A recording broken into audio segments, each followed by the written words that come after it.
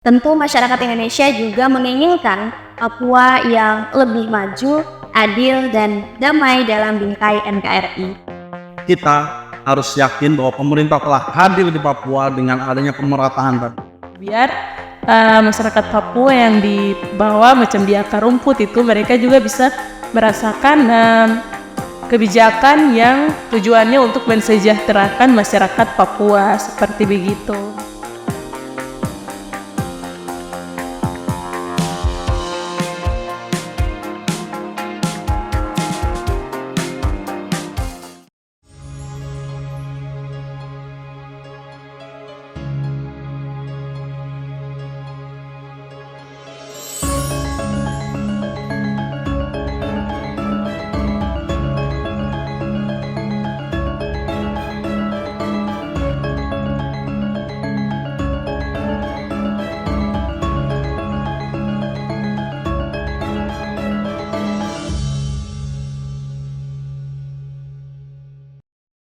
Shalom, saya Paulina Cornelia.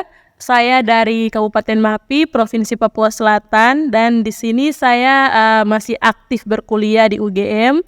Dan selain itu saya juga di sini mengikuti salah satu organisasi, yaitu organisasi Ikatan Keluarga Mapi dan Puncak, di mana tujuan dari adanya organisasi ini yaitu kita dapat merealisasikan harapan kami. Terus selain itu yang lebih kami condong pada organisasi ini yaitu kita bisa belajar melatih skill kita masing-masing, yaitu macam contohnya dalam public speaking, terus berani speak up dan lain-lain seperti itu. Terus untuk jabatan yang di Ikatan Keluarga Mapi dan Puncak ini, saya sendiri sebagai ketua keamanan.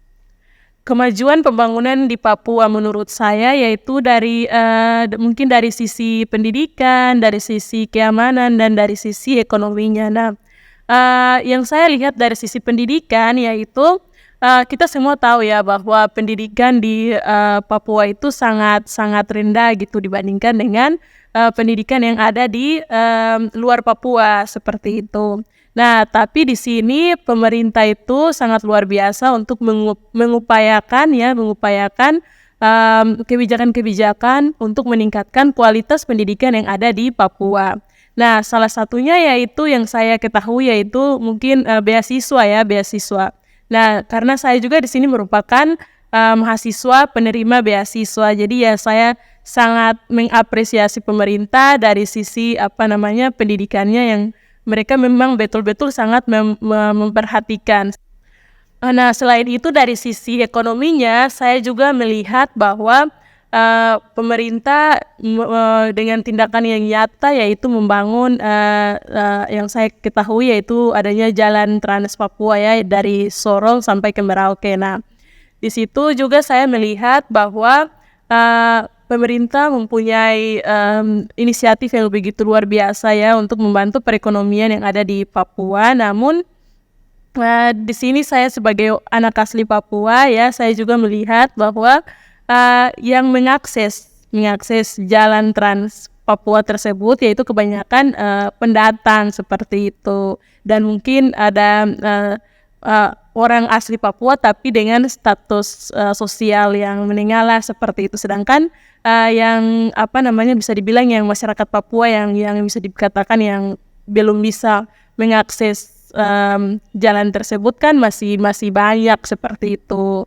Sehingga hal ini membuat ya salah satu mata pencaharian orang asli Papua yang lain yaitu salah satunya ya ke hutan seperti itu. Jadi hutan itu merupakan ya ibu kami gitu yang mengasihi kami kehidupan. Selain itu yang saya ketahui juga dari sisi keamanan yaitu kita di Papua kan ada 6 provinsi ya. Nah, dari 6 provinsi ini, 5 provinsi ini masih tergolong yang aman, damai begitu. Sedangkan yang saya lihat yaitu ada satu provinsi yaitu provinsi pegunungan, di mana di situ keamanannya masih belum stabil gitu, karena ya seperti kita ketahui bahwa di sana terdapat kelompok-kelompok bersenjata ya seperti itu. Jadi mungkin untuk keamanannya saat ini sudah sangat baik, cuman masih harus ditangani lagi yang di bagian pegunungan seperti itu. Jadi diberikan perlindungan yang baik begitu kepada masyarakat setempat. Bagaimana cara yang bisa kita lakukan untuk Papua lebih maju lagi dan lebih sejahtera? Nah, di sini menurut saya mungkin ada 2 hal ya. Yang pertama yaitu harus adanya dialog ya, atau adanya interaksi yang baik antara pemerintah pusat, pemerintah daerah, dan tokoh-tokoh masyarakat yang ada di Papua. Nah, interaksinya ini harus harus dengan interaksi dari hati ke hati seperti itu, biar masyarakat Papua yang di bawah macam di akar rumput itu mereka juga bisa merasakan kebijakan yang tujuannya untuk mensejahterakan masyarakat Papua seperti begitu. Nah, terus yang kedua itu mungkin adanya edukasi tentang melek politik ya, karena kami di sana contohnya seperti saya yang dari Kabupaten Mapi itu, kami di Mapi itu masih banyak sekali orang tua kami saja itu belum kritis gitu terhadap perkembangan politik yang ada di daerah kami masing-masing. Jadi mereka tuh kayak ya ikut-ikut begitu saja. Makanya kayaknya harus ada edukasi politik terhadap masyarakat Papua juga, agar mereka juga bisa kritis dan bisa tahu perkembangan politik yang ada di daerah kita masing-masing seperti itu. Nah, sehingga dari pernyataan yang tadi saya sudah ucapkan, saya dapat simpulkan juga bahwa pemerintah Indonesia ini selalu memperhatikan Papua ya, yang merupakan bagian dari NKRI. Nah, skema untuk mewujudkan Papua yang sejahtera ya harus dengan manajemen pembangunan yang baik dan didukung juga oleh semua elemen masyarakat Papua. Nah, sehingga masyarakat Papua itu dapat percaya dengan pemerintah Indonesia dan tetap setia pada NKRI. Assalamualaikum warahmatullahi wabarakatuh. Shalom, Om Swastiastu, Namo Buddhaya. Salam kebajikan. Saya Nuriska Hovifah, mahasiswa Magister Ilmu Hukum, ingin sedikit memberikan bahasan terkait Papua Maju, Adil, dan Damai dalam bingkai NKRI. Sejak tahun 90-an sampai saat ini, dinamika di Papua dan juga di Indonesia belum juga terselesaikan. Pemberitaan terakhir yakni tentang pilot Susi Air yang bernama Philip Mertens sejak 7 Februari 2023 sampai saat ini belum juga bisa dibebaskan dari sanderaannya organisasi Papua Merdeka. Organisasi Papua Merdeka ini atau yang juga dikenal kelompok bersenjata yang dipimpin oleh Egyanus Kogaya. Yang menjadi pertanyaan adalah, mengapa persoalan-persoalan di tanah Papua ini belum juga kunjung padam? Nah, penelitian di LIPI ini telah melakukan beberapa identifikasi dan juga menetapkan atau memetakan konflik untuk dicari jalan keluarnya. Dalam penelitian LIPI ini terdapat 5 isu strategis yang menjadi akar masalah di Papua. Yang pertama ada pro kontra sejarah integrasi Papua ke Indonesia. Yang kedua ada kekerasan politik dan pelanggaran HAM. Selanjutnya yang ketiga ada kegagalan pembangunan Papua. Yang keempat ada inkonsistensi kebijakan Jakarta, atau kita tahu ini soal otonomi khusus yang harusnya bisa menyelesaikan persoalan-persoalan di Papua, namun banyak dari otonomi khusus ini yang malah menjadi hal-hal yang tidak diinginkan di Papua. Selanjutnya ada efektivitas strategi penanggulangan gangguan keamanan di Papua. Dari kelima isu tersebut, terdapat kontradiksi narasi antara nasionalis Indonesia dan juga nasionalis kepapuaan. Terkait kontradiksi narasi tersebut, memang ada beberapa perbedaan dari kelima isu tadi. Contoh seperti pro kontra sejarah integrasi ke Papua. Menurut nasionalis Indonesia, mereka menganggap pemindahan atau masuknya Papua menjadi bagian dari negara Indonesia itu merupakan sesuatu yang sah dan sudah diakui secara internasional. Tapi menurut nasionalis kepapuaan, itu dilakukan dengan cara tidak fair, atau beberapa yang ikut dalam Dewan Musyawarah PPRA itu bukan merupakan masyarakat asli Papua. Selain kontradiksi narasi terkait isu strategi yang pertama tadi, soal pro kontra sejarah integrasi Papua ke Indonesia, juga ada soal kekerasan politik dan juga pelanggaran HAM. Yang kita tahu bersama bahwa memang pelanggaran HAM ini sudah banyak terjadi di Papua, dan itu menjadi masa lalu yang kelam dan harus bisa diselesaikan oleh pemerintah Indonesia yang bekerja sama dengan TNI dan juga Polri. Di luar kelima isu yang tadi, tentu masih ada banyak masalah-masalah lain di Papua. Salah satunya adalah pengibaran bendera bintang kejora dan juga HIV/AIDS yang menjadi buntut dari isu-isu strategis tadi. Dari berbagai kompleksitas permasalahan yang terjadi di Papua tersebut, sejak integrasi Papua sampai saat ini adalah persoalan seputar pemahaman dan juga relasi konsep keindonesiaan dan juga kepapuan. Parameternya bisa ditelisik dari apakah konsep keindonesiaan ini telah dibangun dengan memberi ruang yang lebih aman dan juga damai kepada masyarakat di Papua. Pemerintah Indonesia bersama TNI dan Polri terus melakukan upaya untuk menyelesaikan konflik-konflik yang ada di Papua. Bahkan masyarakat juga banyak yang melakukan penelitian untuk bisa menemukan cara apa sih yang paling tepat untuk bisa melerai pendapat yang berbeda di Papua bersama dengan pemerintah Indonesia.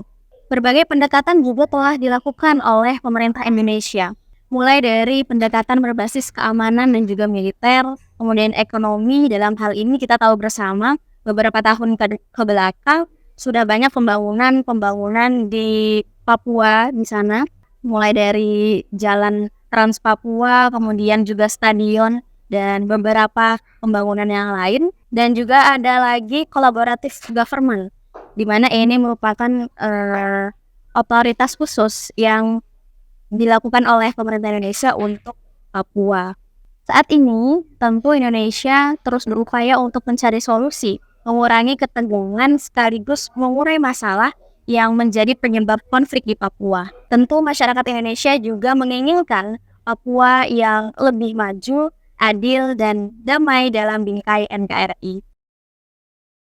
Bismillahirrahmanirrahim. Assalamualaikum warahmatullahi wabarakatuh. Om Swastiastu, Namo Buddhaya, salam kebajikan bagi kita semua. Salam sejahtera, rahayu rahayu. Alhamdulillah kita bersama bisa berkumpul, bisa sedikit sharing-sharing tentang bagaimana Indonesia dan kebinekaan. Saya di sini ingin coba sharing tentang apa yang sedikit saya pelajarin dan saya dapatkan dari berbagai macam kolaborasi dengan teman-teman kemahasiswaan, tentunya dalam segi kebinekaan yang tadi saya sampaikan. Sobat Nusantara, kita ketahui bahwa pemerintah saat ini sangat-sangat memiliki beragam kekuatan yang bisa mengakomodir dalam hal penanganan yang ada di ujung timur Indonesia. Tentunya dalam segi kebinekaan kita tahu bahwa dari Sabang hingga Merauke itu beragam, banyak suku bangsa, banyak suku adat, dan banyak beragam juga bahasa. Indonesia tentunya tidak hanya dipoloskan kepada satu titik, yaitu di Jakarta saja, atau banyak orang menyebut Jawa sentris. Billy Membrasar, salah satu staf khusus Presiden RI yang lahir atau diambil dari Papua, menjelaskan bahwa khusus pada Papua, Presiden kita atau pemerintah saat ini telah banyak memberikan perhatian khusus. Mengapa perhatian khusus ini bisa kita lihat? Kita tidak usah jauh-jauh mundur ke belakang.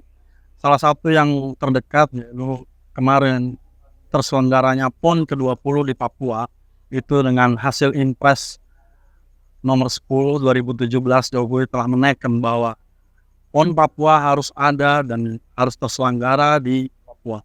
PON ini adalah satu bentuk kecil bahwa Indonesia hadir dan memang memberikan perhatian bagi Papua.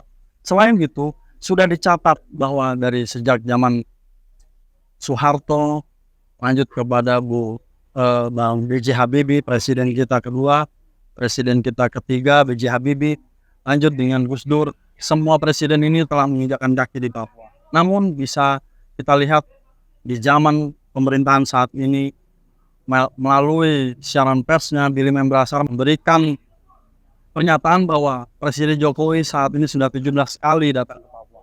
Terakhir, ketika bulan Juli 2023, Presiden memberikan arahan yang sangat penting tentang pembukaan peresmian bandara yang ada di Papua. Yang perlu kita garis bawahi bahwasanya pemerintah hadir dalam hal ini menjadi hal penting. Satu, kebinekaan itu sudah rasa adil itu juga telah adil, dan bagaimana konsen presiden, konsen pemerintah tentang daerah Papua, tentang pendidikannya, tentang pembangunan infrastrukturnya yang telah kita rasakan saat ini. Saya membaca bahwa kedepannya Papua menjadi poros baru yang menjadikan Indonesia ini menjadi peristiwa yang lengkap. Kenapa?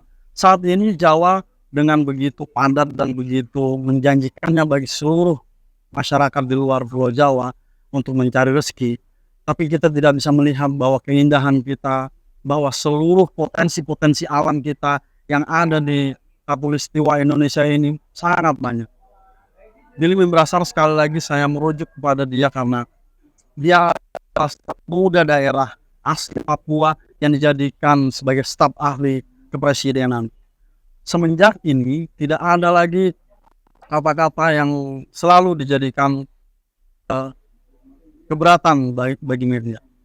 Dalam hal ini kita mengetahui meskipun banyak konflik, banyak sosial budaya, benturan-benturan politik, bahkan ada juga yang kita ketahui saat ini ada tentara OPM yang kemarin baru saja terjadi adalah penyanderaan pilot dari Susi Air, yang itu sudah dijelaskan bahwa ketika mereka mempertanyakan, meminta kebebasan kemerdekaan di Papua, tapi tidak, saudara-saudara, tidak, sahabat-sahabat Nusantara, kita tahu bahwa Indonesia ini sudah menjadikan negara konstitusional yang sudah sah dan tidak ada daya tawar-menawar.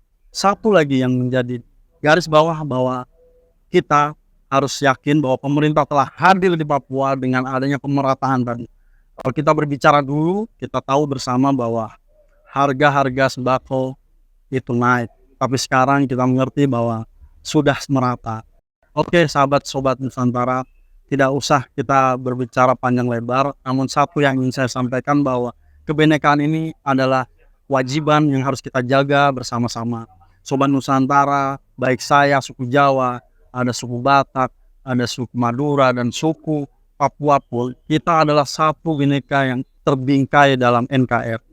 Untuk itu, mari kita terus mendorong dan meyakini bahwa pemerintah telah memberikan yang terbaik bagi kita, terbaik bagi Nusantara, khususnya terbaik bagi Papua.